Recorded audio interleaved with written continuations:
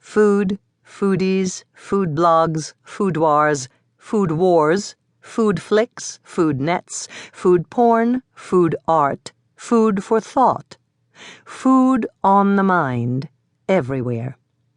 I spent an hour researching gastronomy in my local bookstore recently, and a startling number of titles had the words food, eat, cook, kitchen, or recipe in them. Kitchen wisdom. Cooked. Never eat your heart out. Women, food, and God. Kitchen confidential. Eat, pray, love. Food rules. Cooking for Mr. Latte. My kitchen wars. The art of eating. In the night kitchen. And on.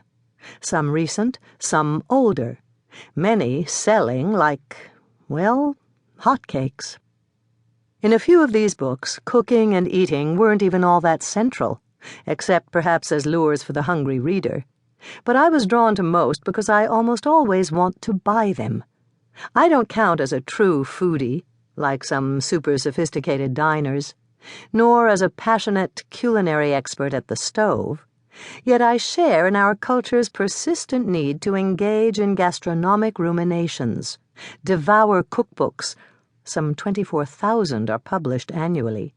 Subscribe to culinary journals, nibble at restaurant reviews, collect DVDs of such films as Babette's Feast, Like Water for Chocolate, and Ratatouille, and gaze with fascination at Nigella Lawson, or Rachel Ray, or Emerald Lagasse while exercycling.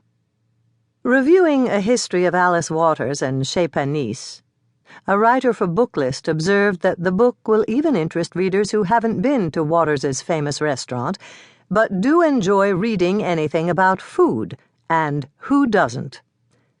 The question is rhetorical, since just about everyone lately seems to want to read about one aspect or another of food. After all, my title search was limited. What if we factored in other edible words? Not just edible itself, but stove, cake, spice, appetite, and so forth.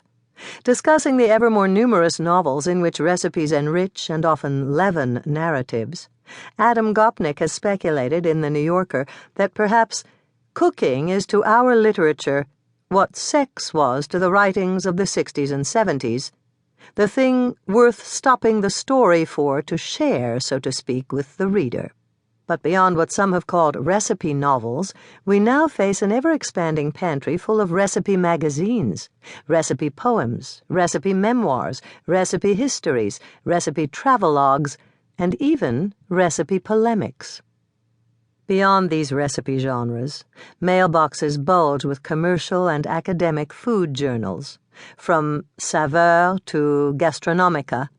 Computer monitors light up with alimentary blogs and restaurant critiques, Urban Spoon, Chowhound.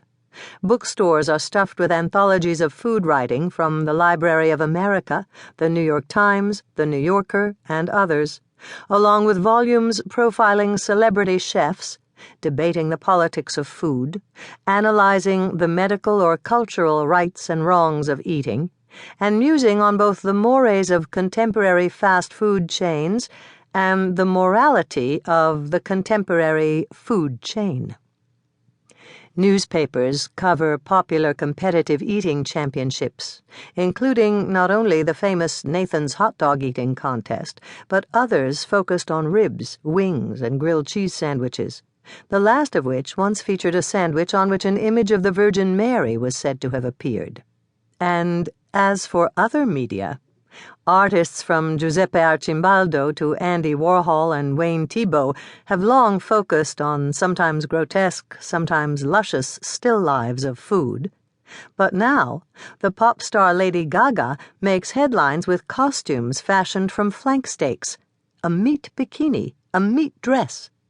In the meantime, hit movies focus on the triumphs and trials of cooking, while the Food Network and its rivals rivet viewers with Stove-Side Council, Culinary Travel, and such pseudo-sporting competitions as Iron Chef and Top Chef, capturing larger audiences than most of the cable news channels. To keep listening to this audiobook, I've left you a link in the description so you can do it, at no cost thanks to Audible's 30-day free trial.